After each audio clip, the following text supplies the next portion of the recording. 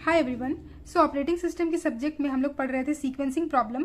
सो इसमें हम लोगों ने ऑलरेडी जो है अपना 3 टाइप जो है problem with an job, 2 machine, 3 machine and के मशीन, इसको हम लोगों ने डिस्कस कर लिया था। अगर आप लोग को इसकी रिवीजन करनी है तो लिंक डिस्क्रिप्शन में, आप लोग वहाँ से जाके चेकआउट कर सकते हैं। आज जो हम लोग लास्ट टॉपिक देखेंगे जो कि टाइप 4 सीक्वेंसिंग प्रॉब्लम का जो लास्ट टाइप है वो है प्रॉब्लम विथ 2 जॉब थ्रू के मशीन। इसको हम लोग आज की वीडियो में डिस्कस करेंगे। सो हमारे पास जो है ये क्वेश्चन है, problem with 2 job M machine. So question हमारे पास यहाँ पे दिया हुआ है, तो 2 जॉब है जो कि job 1 and job 2 and M machine है, मतलब एक फाइनाइट नंबर ऑफ मशीन हमारे पास दिए हुए जो कि ABCD यानी तो 5 मशीन है एंड 2 जॉब्स है। सो इसको हम लोग आज सॉल्व करेंगे एंड हम लोग हमेशा की तरह जो स्टेप्स को फॉलो करेंगे। तो मैंने स्टेप्स को यहाँ पे लिख के रखा हुआ है, ठीक है, steps for 2 job M machine. So start करते हैं इसको सॉल्व करना। एंड उससे पहले आप लोग से रिक्वेस्ट है कि अगर आप लोगों ने मेरे चैनल को सब्सक्राइब नहीं किया है सो प्लीज़ सब्सक्राइब कर दे, वीडियो को अभी से लाइक कर दे एंड अगर आप लोग मुझे चाहें तो इंस्टाग्राम पे भी फॉलो कर सकते हैं। ओके, सो यहाँ पे स्टेप में क्या है, यहाँ से स्टेप स्टार्ट हुआ है, स्टेप 1 2 3 4 5 एंड 6। ओके, सो ये जो चीज़ ऊपर से है ये इसको पहले अभी हम लोग अभी के लिए पढ़ लेते हैं, बाकी इन सब चीज़ों को हम लोग बाद में देखेंगे। सो पहले क्या लिखा है, each machine can perform only 1 job at a time. Okay, इसका मतलब है एक टाइम पे एक जॉब एक ही मशीन परफॉर्म करेगा। And the objective is to determine this optimal sequence of processing the job so as to minimise the total elapse time. So objective क्या है हमारे पास, एक ऑप्टिमल सीक्वेंस निकालना ताकि हमारा जो टोटल इलैप्स टाइम है जो हमारा मिनिमाइज हो, यही है। उसके बाद जो हमारे पास जो है प्रोसीजर लिखे हैं, the optimal sequence in this case can be obtained by making use of graph, the procedure in the given in the following steps. तो ये हमारे पास स्टेप्स हैं एंड ये जो लाइन लिखे यहाँ पे इसका मतलब था जो कि हम लोगों ने पढ़ा था ना टाइप 1 से लेकर के 3 तक, इसमें हम लोगों ने जॉनसन एल्गोरिथम को अप्लाई किया था, ठीक है, इसको सॉल्व करने के लिए। लेकिन टाइप जो 4 है ना 2 जॉब एंड थ्रू के मशीन में, इसमें कोई जॉनसन एल्गोरिथम अप्लाई नहीं करेंगे। यहाँ पे हम लोग जो है ग्राफ से बनाते हैं, ग्राफिकल मेथड से इसको सॉल्व करते हैं। सो जो क्वेश्चन है हमारे पास कुछ इसी तरीके से लिखा हुआ है, use graphical method to minimise time needed to process the following job on the machine shown below, also calculate the total time needed to complete both the jobs। so basically अगर आपके पास कहीं पे भी ऐसा क्वेश्चन है जिसमें 2 job and M machine है तो आपको वहाँ पे इलैप्स्ड टाइम ही निकालना होता है, ठीक है। इसको स्टार्ट करेंगे, ये जो स्टेप्स है ना हम लोग इसको पहले सॉल्व कर लेते हैं क्वेश्चन को, उसके बाद हम लोग देखेंगे, क्योंकि ये बहुत ज़्यादा देखने में लग रहा है कि इतना सारा लिखा हुआ है रिटर्न, बट उतना कुछ भी नहीं है। पहले सॉल्व करते हैं। सो जैसे मैं बता रही हूँ आप लोग को उस तरीके से सॉल्व करना है। सो ग्राफ बनाना है सबसे पहले। सो हम लोग ग्राफ बनाएंगे। ओके, मैं यहाँ पे इस साइड में ग्राफ बनाती हूँ। सो ग्राफ बनाने के लिए हमें ग्राफ पेपर की ज़रूरत है, बट मैं यहाँ पे क्या कर रही हूँ, ग्राफ पेपर पे नहीं, हम लोग इस वाइट पेज पे ही ग्राफ बनाएंगे, क्योंकि अगर आप लोगों को यूनिवर्सिटी एग्जाम में इस तरह के क्वेश्चंस आते हैं सो हो सकता है वहाँ पे आप लोग के पास ग्राफ पेपर प्रोवाइड ना किया जाए। सो इसलिए हम लोग क्या करेंगे, अगर ग्राफ पेपर है तो वो काफ़ी ईजी हो जाएगा, बट यहाँ पे हम लोग पेपर पर सॉल्व करेंगे। ओके, तो मैं ग्राफ के लिए पहले एक्सिस बनाना पड़ता है, X axis and Y axis, तो उसको ड्रॉ कर लेती हूँ। ओके, सो ग्राफ हमने यहाँ पे ड्रॉ कर लिया। ये है हमारा एक्स एक्सिस जो कि हमारे पास जॉब 1 के लिए, सो यहाँ पे हम लोग लिखेंगे जॉब 1 एंड ये हमारा वाई एक्सिस है जो कि हम लोग लेंगे जॉब 2 के लिए, ठीक है। ये होगा हमारा एक्स एक्सिस एंड ये है वाई एक्सिस। ओके, अब हम लोगों को इसमें प्लॉटिंग करना है। सो प्लॉटिंग के लिए हमें पता है कि जब भी हम लोग ग्राफ लेते हैं ना तो हम लोगों को उसमें कुछ लाइनिंग्स लेनी होती है। अब ग्राफ पेपर तो है नहीं, तो कितने डिस्टेंस पे हम लोग लेंगे ये कैसे पता चलेगा अगर हम लोग पेपर पे कर रहे हैं तो। सो यहाँ पे हम लोग देखेंगे जो सीक्वेंस ऑफ द मशीन है, ये हमारे पास क्वेश्चन में ऑलरेडी गिवन होती है सीक्वेंस में। सो यहाँ पे मशीन की जो है 5 मशीन है ABCDE, इसकी सीक्वेंस दी हुई है। और जॉब 2 के लिए मशीन की कुछ अलग सीक्वेंस दी हुई है जो कि BCADE। सो अलग अलग सीक्वेंस है और इसकी जो हमारे पास हर एक मशीन के लिए प्रोसेसिंग टाइम है। सो ये 3 क्या है, 3 टाइम जो है ये A मशीन के लिए प्रोसेसिंग टाइम है, मशीन A के लिए प्रोसेसिंग टाइम है जॉब 1 के लिए। इसी तरीके से 5 जो है वो B मशीन के लिए प्रोसेसिंग टाइम है जॉब 2 के लिए। तो हम लोग प्लॉटिंग करने टाइम ना इसको ऐड करेंगे। सो पहले देखेंगे जॉब 1 में टोटल प्रोसेसिंग टाइम क्या है। सो 3 + 4 + 2 + 6 + 2, सो ये हो जाएगा हमारे पास 17 एंड यहाँ पे करेंगे 5 + 4 + 3 + 2 + 6, तो ये हो जाएगा हमारे पास 20। ओके, सो 17 एंड 20 है, तो इसका मतलब हमें जो यहाँ पे मार्किंग करना है ना ये 20, मैक्सिमम 20 है तो 20 तक जाना चाहिए। अगर यहाँ पे हमारे पास 10 आता तो हम 10 तक लेके जाते। तो मैंने क्या किया है, मेरे पास यही स्केल था, तो यहाँ से मैंने क्या किया, यहाँ से 10 लिया है क्योंकि इससे ज़्यादा मेरे पास तो पेज भी नहीं है। तो क्या करना है, यहाँ से 0 से लेकर 10 तक लेना है एंड यहाँ पे 0.5 यानी कि 0.5 सेंटीमीटर से हम लोग जो है यहाँ पे एक एक डॉट बनाए हैं। आप लोग को ये डॉट दिख रहा होगा। सो ये डॉट बनाते हुए चले हैं एंड ये है जो हमारे 10 है, ये 20 हम लोगों ने इधर से काउंट कर लिया एंड इधर से हम लोगों को जॉब 1 में 17 है, इधर से 17 काउंट करना होगा, तो मैंने यहाँ पर ले लिया है। अब यहाँ पे जहाँ पे 20 आ रहा है उसको मार्क कर देंगे। सो ये 1 2 3 4 ओके। जॉब 1 के लिए ऑरिजिन से लेकर के 17 यूनिट एंड जॉब 2 के लिए ऑरिजिन से लेकर के 20, क्योंकि इसका काउंट हमारे पास जो सम किए थे तो 20 आया था, तो इधर से 17 इधर से 20। इतना करने के बाद के स्टेप में क्या करते हैं हम लोग, यहाँ से लाइन को ड्रॉ करना है। इधर से 17 से एक सीधा लाइन ड्रॉ करना है वर्टिकल एंड 20 से जो हमें सीधा एक हॉरिजॉन्टल लाइन को इस तरीके से ड्रॉ करना है। ठीक है, ये चीज करना है। अगर हमारे पास ग्राफ पेपर होता तो हमें इस चीज को करने की जरूरत नहीं पड़ती, क्योंकि वहां पे तो लाइंस ऑलरेडी दिए होते हैं, बट यहाँ पे हमें जो है करना होगा।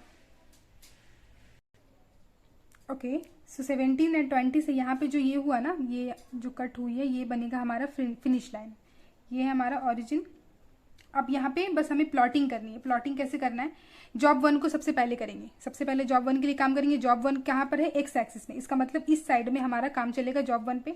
अब देखेंगे किस सीक्वेंस में मशीन है। यहाँ पे हमें बॉक्स बना के लिखा हुआ है सीक्वेंस ऑफ मशीन, सो ये ऐसे ही नहीं लिखा है। इसका मतलब जो है कि हमारा जो सीक्वेंस है वो ए है, फिर देन बी देन सी। इसका मतलब हमें जो है मशीन को इधर उधर नहीं करना है कि पहले बी ले लिए देन सी ले लिए, ऐसे नहीं करना है। ये एक ऑर्डर में दिया हुआ है, ऐसे नहीं कि ABCDE अल्फाबेटिकली दिया हुआ है। सेकंड में हमारे पास देखिए BCA इस तरीके से दिया हुआ है। सो यहाँ पे भी हमारे पास चेंजिंग हो सकता है। यहाँ पे क्वेश्चन मेरे पास अल्फाबेटिकल ऑर्डर में दिया हुआ है। सो सबसे पहला सीक्वेंस में हमारे पास मशीन ए आता है, जो कि यहाँ पे 3, यहाँ पे इसका प्रोसेसिंग टाइम है 3 यूनिट।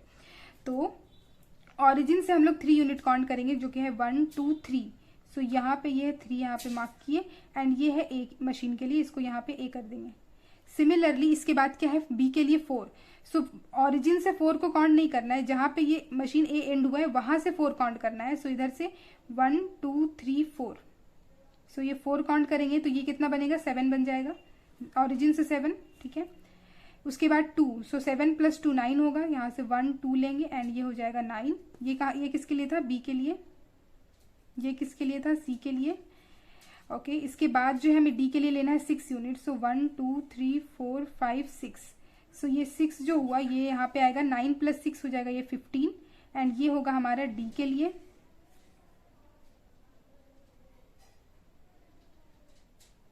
ओके, एंड ये जो लास्ट ई के लिए 2 है, तो ये 15 से लेके 70 ये बनेगा ई के लिए। सो आई होप ये समझ में आ गया होगा कंसेप्ट। अब क्या करना है, सेम चीज हमें यहाँ पे जॉब 2 के लिए भी करना है। जॉब 2 में सबसे पहली मशीन में जो है सीक्वेंस है बी, जो कि है 5 यूनिट। सो यहाँ से ऑरिजिन से 5 यूनिट काउंट करेंगे, 1 2 3 4 5। सो ये है हमारा 5 एंड ये है मशीन बी के लिए। ठीक है, अब उसके बाद C4 है, यानी कि इधर से 4। सो 1 2 3 4 ये यहाँ पे आएगा, ये हो जाएगा 5 + 4 यानी कि 9, जो बना हमारा सी के लिए। ठीक है, इसके बाद है A3। सो यहाँ से ए काउंट करेंगे 3 1 2 3। सो ये बनेगा हमारा 12, जो कि होगा ए के लिए। ये मेरे यहाँ पे थोड़े से छोटे छोटे लिखने पड़ रहे हैं मुझे। ओके, एनीवेज डी है 2। सो यहाँ से फिर काउंट करेंगे 1 2। तो 1 2 यहाँ गया, 12 है, यहाँ पे हो जाएगा 14, जो बन जाएगा मशीन डी के लिए। ठीक है, अब इसके बाद है 6 यूनिट। सो 1 2 3 4 5 6। सो ये पूरा 14 से लेकर 20 तक हो जाएगा हमारे पास मशीन ई के लिए। ठीक है, तो ये चीज़ थोड़ा सा आप लोग अच्छे से लिख लेना। ओके, अब क्या करना है, हमारे पास जो भी यहाँ पे हमने मार्किंग दी है ना, जैसे कि 3 देन 7 देन 9 15 और यहाँ पे भी 5 9 12 14, इन सब के लिए हॉरिजॉन्टली एंड वर्टिकली लाइंस को ड्रॉ करना है। सो 3 के लिए जो हम लोग यहाँ पे लाइंस को ड्रॉ करेंगे सबसे पहले इस तरीके से, और फिर 7 के लिए। Okay, so horizontally and vertically lines को ड्रॉ करने के बाद हमें क्या करना है, हमें मार्क करना है हमारे ब्लॉक्स को। ठीक है, इतना तक आपको समझ में आ गया होगा। अब इसके बाद का स्टेप भी सिंपल है। अब जैसे कि हमारे पास जॉब 1 देखेंगे, यहाँ पे क्या है, ए है। तो ए जो है जॉब 2 में कहाँ पर है, जॉब 2 में यहाँ पे देखेंगे ए इस वाले में है।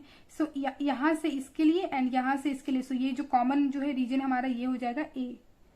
सो कॉमन रीजन है ए के लिए। ठीक है, इसी तरीके से बी के लिए भी देखेंगे। सो जॉब 1 में बी इधर पे है, यानी कि ये वाला हम लोग कंसिडर करेंगे टोटल, एंड जॉब 2 में बी कहाँ पे है, इस वाले पे है। ठीक है। तो इसके एंड इसके जो कॉमन क्या है, ये वाला सिर्फ ये ब्लॉक है, तो ये हो जाएगा ब्लॉक बी। इसी तरीके से सी हमारा यहाँ पे है एंड इधर सी इधर पे है, तो इसका मतलब ये वाला ब्लॉक बनेगा सी का ब्लॉक। डी हमारा इधर से जा रहा है एंड डी इधर से आ रहा है, इसका मतलब ये ब्लॉक, ये जो स्क्वायर है वो हमारा डी का ब्लॉक होगा एंड ई के लिए इधर से एंड ये जो हमारा लास्ट ई ब्लॉक बना, ठीक है। देन इसके बाद क्या करना है, हमें इसको शेड कर देना है ताकि हमें कंफ्यूजन ना हो। तो मैं इसको थोड़ा शेड कर रही हूँ, इसको कट भी कर सकते हैं, शेड कर सकते हैं, नहीं भी करेंगे तो कोई प्रॉब्लम नहीं होगा, लेकिन उससे क्लियर हो जाएगा कि आप लोगों को लेना नहीं है। इसके बाद क्या करना है, हमें horizontal, vertical and diagonally lines को ड्रॉ करना है। एक बार फिर से रिपीट कर रही हूँ, इस स्टेप के बाद हमें वर्टिकल लाइंस को ड्रॉ करना है, हॉरिजॉन्टल एंड वर्टिकल, डायगोनल, सारे लाइंस को ड्रॉ करना है, ठीक है। अब लाइंस को ड्रॉ करने के भी हमारे पास स्टेप्स होते हैं, प्रोसेस होते हैं। हमें यहाँ से ऑरिजिन से स्टार्ट करना है लाइंस को ड्रॉ करना, और हमें डायगोनली जो है लाइंस को ड्रॉ करके यहाँ जो ये फिनिश है ना, यहाँ तक लेके जाना है। सो ऑरिजिन से लेके फिनिश तक का हम लोग यहाँ से ऐसे नहीं करेंगे, इधर से जाके ऐसे डायरेक्ट लाइन के लेके जाएंगे, ऐसा नहीं है। जो ब्लॉक्स बने हैं ना, जो शेडेड ब्लॉक्स है, उसको हम लोगों को कट नहीं करना है, ठीक है। शेडेड ब्लॉक्स को कट नहीं करना है और हमें ऑरिजिन से लेके फिनिश लाइन तक जाना है।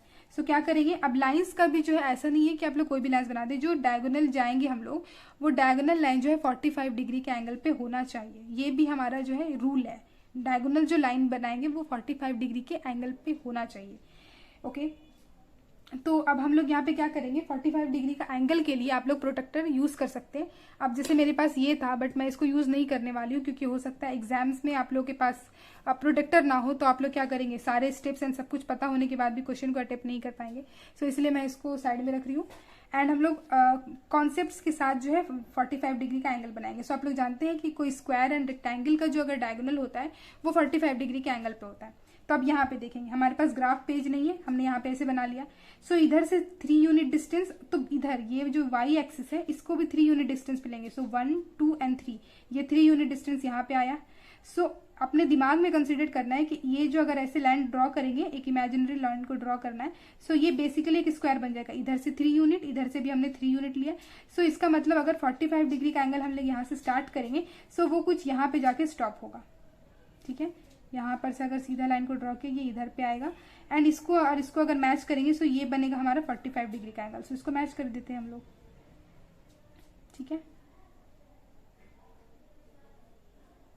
अब क्या करना है, इसको हम लोग को इस लाइन को आगे नहीं बढ़ाना, ये 45 तो बन गया, लेकिन इसको आगे नहीं बढ़ाना। आगे बढ़ाने से क्या होगा, बी एक शेडेड रीजन है और वो उसको हम लोग कट कर देंगे। सो शेडेड रीजन को कट नहीं करना है।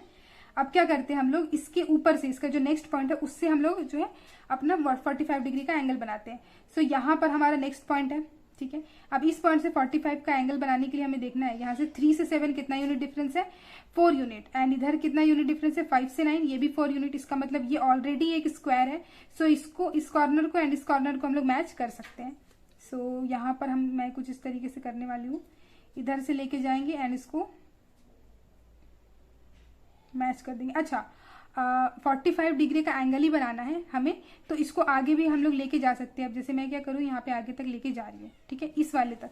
अच्छा, हम यहाँ से यहाँ तक ड्रॉ किए। अब इसको मैंने जो है 45, क्योंकि इधर से भी हम लोग सी पे रखेंगे एंड फिर 45 लगाएंगे, तो वो भी, ये भी 45 ही होगा। ये सब हम लोगों ने पढ़ चुका है बचपन में ही। तो 45 बना। अब यहाँ पे अगर मान लीजिए इतना नहीं समझ में आ रहा है, तो ये सी के लिए कितना था, 7 से 9, यानी कि ये 2 यूनिट है इधर से इधर तक, एंड यहाँ क्या है 3 यूनिट।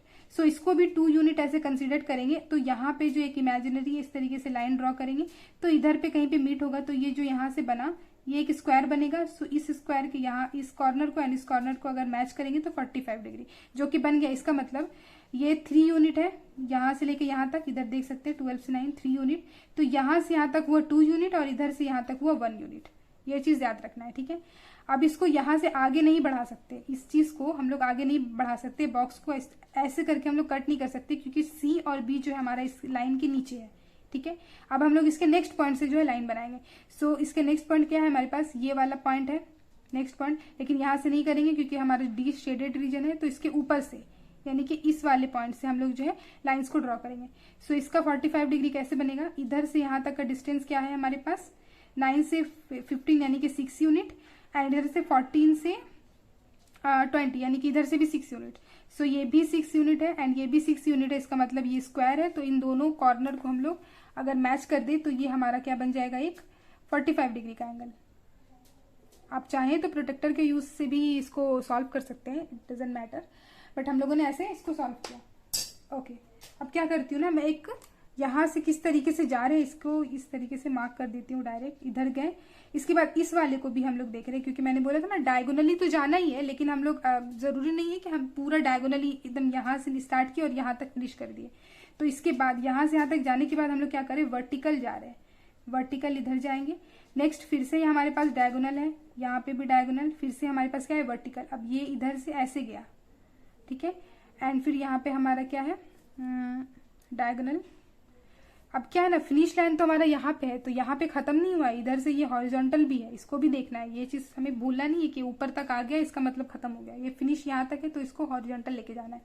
अब ये जो आप लोग को लाइन दिख रही है ये है हमारा पाथ। ओके, ये हमारा जो है बेसिक कॉन्सेप्ट है। इतना तक अगर आप लोगों ने सॉल्व कर लिया इसका मतलब हमारा 90% ऑफ द क्वेश्चन सॉल्व हो गया। इसके बाद बस हमें एस्टिमेट टाइम ही निकालना होता है। उससे पहले मैं यहाँ पे कुछ लिख देती हूँ। ओके, सो मैंने क्या लिखा है, the given information is shown in figure, the shaded blocks represent the overlaps that are to be avoided. So ये भाषण लिखने की जरूरत नहीं है, अगर आप लोग डायरेक्ट क्वेश्चन को भी सॉल्व कर देंगे तो भी हो जाएगा। बट इससे क्या होता है ना कि एग्जाम्स में थोड़ा इंप्रेशन अच्छा पड़ता है आप लोगों को। सो ये चीज़ लिख सकते हैं। इसके बाद क्या लिखा है मैंने, an optimal path is one that minimizes the idle time for job 1, similarly optimal path is one that minimizes idle time for job 2। सो हमें क्या करना था, जैसे हमने अपने स्टेप्स में भी देखे थे कि हमें क्या बोला था, to determine the objective is to determine the optimal sequence as to minimise total elapse time. So हमें इलैप्स टाइम को मिनिमाइज करना है और हमें मशीन की आइडलनेस को भी कम करना है। सो यहाँ पे ऑप्टिमल पाथ हमें तब मिलेगा जब हमारा मशीन जो है जो हमारा हम लोग मिनिमाइज करेंगे आइडल टाइम फॉर मशीन्स के लिए, मतलब हर जॉब के लिए हम लोग आइडल टाइम को कंसीडर नहीं करेंगे, तब हमारा जो है वो बनेगा ऑप्टिमल पाथ। ये चीज़ हमें पता है पहले से ही। एंड अब क्या करना है, हमें इसका पाथ को देखना है एंड हमें हर एक मशीन्स की मतलब जॉब 1 के लिए एंड जॉब 2 के लिए हमें एस्टिमेट टाइम को फाइंड आउट करना है। ठीक है, अब उसको देखते हैं। Okay, so total elapse time for job 1 के लिए हमारे पास फॉर्मूला है प्रोसेसिंग टाइम जॉब 1 के लिए प्लस आइडल टाइम जॉब 1 के लिए। सो प्रोसेसिंग टाइम जॉब 1 की प्रोसेसिंग टाइम क्या है, सारे मशीन्स की प्रोसेसिंग टाइम हमें क्वेश्चन में ही गिवन है। सो इसको ऐड किए थे हमें क्या, हमारे पास क्या आया था 17। सो ये प्रोसेसिंग टाइम हो जाएगा हमारे पास 17 प्लस अब आइडल टाइम को हमें फाइंड आउट करना है।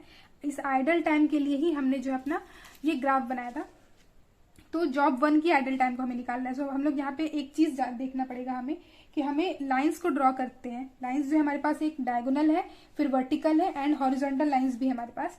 सो ये जो है लाइंस की रिप्रेजेंटेशन के लिए हमने लिखा है आपके लिए। हॉरिजॉन्टल लाइन अगर है तो इसका मतलब जॉब 1 जो है अंडर प्रोसेस है एंड जॉब 2 हमारा आइडल है। ठीक है, इसको याद रखना है। हॉरिजॉन्टल मतलब जॉब 1 प्रोसेसिंग में है, जॉब 2 आइडल है। अगर वर्टिकल लाइन है हमारे पास ग्राफ में, इसका मतलब जॉब 1 आइडल है बट जॉब 2 जो है हमारा अंडर प्रोसेस है। और अगर हमारे पास डायगोनल लाइन है, इसका मतलब जॉब 1 और जॉब 2 दोनों हमारा जो है रनिंग है, दोनों हमारा एक साथ जो है सिमिल्टेनियसली रनिंग में है। ठीक है, तो अब यहाँ पे हम लोग देखते हैं ये क्या है हमारे पास डायगोनल लाइंस। हमें आइडल टाइम निकालना है। आइडल कहाँ पे, जॉब 1 की आइडलनेस, जॉब 1 कहाँ पर, यहाँ पे आइडल है, जॉब 1 यहाँ पे आइडल है। ये अगर वर्टिकल लाइंस है तो इसका मतलब जॉब 1 आइडल है। इस चीज को आप लोग जो है नोट करके रख लीजिए। वर्टिकल लाइंस मतलब जॉब 1 आइडल। वर्टिकल लाइंस को फाइंड आउट करेंगे तो इस वाले जिसको मैंने डार्क किया है इसमें कहाँ कहाँ पे वर्टिकल लाइंस है, डायगोनल लाइंस देन वर्टिकल। सो ये वर्टिकल लाइंस में यहाँ पे हमारे पास कितने यूनिट है हमारे पास, इसको देखना है। सो इधर पे है, इधर से हम लोग यहाँ तक जा रहे हैं तो यहाँ पे क्या था, ये 3 था, 3 से 3 लिए थे एंड ये जो हमारा 2 यूनिट है तो ये यहाँ से यहाँ तक क्या है हमारे पास 2। सो यहाँ पे ये जो लाइन के लिए हमारे पास आया 2, सो इधर हम लोग लिख सकते हैं 2 प्लस और भी हमारे पास वर्टिकल लाइन से क्या, तो इधर से यहाँ से सीधा डायगोनल देन वर्टिकल। सो ये वर्टिकल जो है हमारे पास, इसको देखना पड़ेगा कितने यूनिट है इसके लिए। सो ये यहाँ पे 11 पे आया था इधर, तो इधर यहाँ से यहाँ तक 1 यूनिट था एंड यहाँ से यहाँ तक ये 12 से लेके 14 है तो इधर से पूरा 3 है, तो यहाँ से लेके यहाँ तक टोटल 3 है। सो यहाँ पे लिख देंगे 3। और भी हमारे पास कोई वर्टिकल लाइन से क्या, तो ये इधर से vertical then horizontal then diagonal then horizontal, तो यहाँ पे और हमारे पास वर्टिकल लाइंस नहीं है। सो इसलिए हम लोग यहाँ पे करेंगे 17 + 5 विच इज 22 यूनिट्स। ठीक है, ये हमारा निकल गया जॉब 1 के लिए। सेम अप्लाई करना है जॉब 2 के लिए। जॉब 2 के लिए हमारे पास प्रोसेसिंग टाइम क्या थी, टोटल सबको ऐड करेंगे जो तो आएगा हमारे पास 25 + 4 + 3 सबको ऐड करेंगे। एंड आइडल टाइम, जॉब 2 के लिए आइडल टाइम, तो हम लोग यहाँ पे देखेंगे कि जॉब 2 आइडल कब रहा है, जब डायगोनल लाइन्स है तो कोई भी जॉब जो है आइडल है ही नहीं, तो इसको तो छोड़ ही देंगे। हॉरिजॉन्टल वर्टिकल में जॉब 2 कब आइडल है, अगर हॉरिजॉन्टल लाइन है तो जॉब 2 हमारा आइडल है। तो यहाँ पे देखेंगे अगर हमारे पास हॉरिजॉन्टल लाइन है तो इधर पे हमारे पास हॉरिजॉन्टल लाइन यहाँ पे मिले हमें, ठीक है। तो यहाँ से लेके यहाँ तक कितने यूनिट है हमारे पास, तो ग्राफ में हम लोग को देख के पता चल रहा है 15 से 17, इसका मतलब ये जो है 2 है, सो इधर लिख देंगे 2, ओके। एंड ये इक्वल हो जाएगा हमारे 22 यूनिट्स के। सो हमारे पास इन दोनों की प्रोसेसिंग टाइम जो है इक्वल आएगी, ओके। ये बन गया हमारा टोटल इलैप्स टाइम जॉब 1 के लिए भी एंड जॉब 2 के लिए। यही हमारा जो है क्वेश्चन था। सो ऑप्टिमल पाथ निकालना है। सो ये जो हमारा डायगोनल होगा ना, ये जो डायगोनल ये ओ से लेके अगर यहाँ पे सपोज कुछ पॉइंट्स मान लेते, सो ये ऐसे ये इधर से, फिर ये डायगोनल ये वाला एंड ये डायगोनल, ये हमारा जो बनेगा ऑप्टिमल पाथ बनेगा। क्यों ऑप्टिमल पाथ बनेगा, क्योंकि हम लोगों ने यहाँ पे लिखा है optimal path is the one that minimises idol time for job 1 और सेम जॉब 2 के लिए भी। सो मिनिमाइज करना है आइडलनेस को। सो यहाँ इस हॉरिजॉन्टल में भी आइडल है, वर्टिकल में भी हमें एक जॉब आइडल मिल रहा है, लेकिन डायगोनल में हमारा कोई भी जॉब आइडल नहीं है। सो इसका मतलब ये जो डायगोनल जो लाइंस है यही हमारा ऑप्टिमल पाथ होगा, ठीक है। ये चीज समझ गया। इतना समझने के बाद ये हमारे पास तो आंसर भी आ गया। ग्राफ को एक बार आप लोग देख सकते हैं, यहाँ पर आप लोग चाहे तो उसको नोट भी कर सकते हैं, ओके। अब हम लोग क्या करते हैं, अपना प्रोसेस को देखते हैं, हमने क्या क्या प्रोसेस किए थे। तो इसको जल्दी से एक क्विक रिव्यू ले लेते हैं ताकि हमारे पास एक रिवीजन भी हो जाए।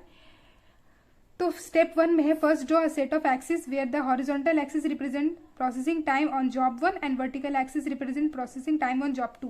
सो 2 एक्सिस हमने लिया, X axis and Y axis, जिसमें हमारे पास हॉरिजॉन्टल जो लाइन था वो जॉब 1 को रिप्रेजेंट कर रहा है एंड जो वर्टिकल था वो जॉब 2 को रिप्रेजेंट कर रहा है। स्टेप 1 हुआ। Step 2, mark the processing time for job 1 and job 2 on the horizontal and vertical lines respectively according to the given orders.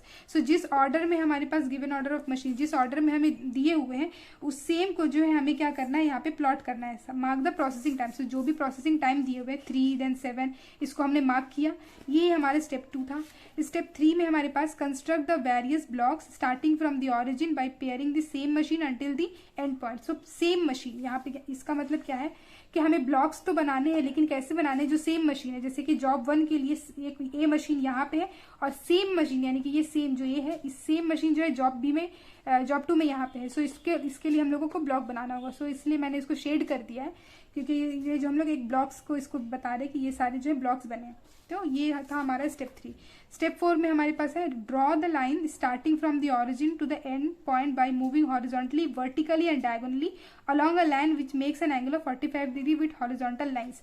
So horizontal lines के साथ जो है 45 डिग्री के एंगल पे हम लोग को बनाते हुए diagonally, horizontally and vertically lines को ड्रॉ करना है। यहाँ पे लिखा है the horizontal segment of the line indicates the first job is under process, ठीक है। यहाँ पे हमने देखा था हॉरिजॉन्टल लाइन क्या रिप्रेजेंट कर रहा है कि first job is under process, while होगा यहाँ पे, वाइल सेकेंड जॉब आइडल। तो second job idle horizontal line है। Similarly the vertical line indicates that the second job is under process while first job is idle. ये चीज हमने यहाँ लिखी, job 1 idle, job 2 under process. उसके बाद the diagonal segment represent the diagonal segment of the line shows that the jobs are under process simultaneously. So यहाँ पे diagonal है, जॉब 1 जॉब 2 रनिंग सिमल्टेनियसली। ये चीज हमने देखा एंड हमने इसके लाइंस को भी जो हमने ड्रॉ कर दिए एंड हमें कॉन्सेप्ट भी समझ में आ गया कि किस लाइन का क्या मतलब है यहाँ से, ठीक है। Step 5, an optimal path is the one that minimizes the idle time for both the jobs. Thus, we must choose the path on which diagonal movement is maximum. ये चीज जो है हमने यहाँ पे लिखा था, सेम चीज। ऑप्टिमल पाथ वो पाथ होगा जो मिनिमाइज करेगा आइडल टाइम को, एंड जो हमारा डायगोनल होगा ना, must choose diagonal path on which diagonal movement is maximum. So diagonal movement को हम लोग इसलिए चूज कर रहे हैं क्योंकि यहाँ पे हम लोग देख रहे थे डायगोनल मूवमेंट में हमारा कोई भी जॉब आइडल नहीं रह रहा था, इसलिए डायगोनल को हम लोग चूज करेंगे, ओके। इसके बाद स्टेप 6 है the total elapse time is obtained by adding the idle time for either the job to the processing time for that job. So total elapse time जो है हम लोग यहाँ पे फाइंड आउट करेंगे processing time for job 1 plus idle time of job 2। अब इसको कैसे निकालते हैं ये भी हम लोगों ने यहाँ से देख करके समझ लिया था। अगर लाइन हॉरिजॉन्टल है तो उसमें जॉब 2 आइडल रहेगी, या जॉब 2 आइडल रहेगी। एंड अगर लाइन जो है हमारा वर्टिकल है तो उसमें जॉब 1 जो है हमारा आइडल रहेगा। एंड डायगोनल जो है हमारा रिप्रेजेंट करते हैं ऑप्टिमल पाथ को। सो ये हमारा हो गया सॉल्यूशन। आई होप आप लोगों को ये वीडियो अच्छा लगा होगा। अगर आप लोग को कुछ भी इसमें क्वेरी होगी तो आप लोग नीचे कमेंट्स में आप लोग मुझे पूछ सकते हैं। एंड आप लोग चाहे तो मुझे इंस्टाग्राम पे डीएम करके भी पूछ सकते हैं। ओके, सो नेक्स्ट वीडियो में हम लोग दूसरे टॉपिक को स्टार्ट करेंगे, क्योंकि सीक्वेंसिंग प्रॉब्लम में हमारे पास इतने ही जो है कॉन्सेप्ट्स थे, इसको हम लोगों ने ऑलरेडी डिस्कस कर लिया है।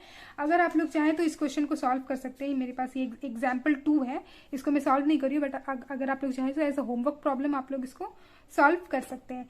So thank you guys for watching this video. And अगर आप लोग से रिक्वेस्ट है, आप लोगों ने चैनल को सब्सक्राइब नहीं किया है, सो प्लीज़ सब्सक्राइब कर ले, वीडियो को लाइक कर दें। And thank you so much.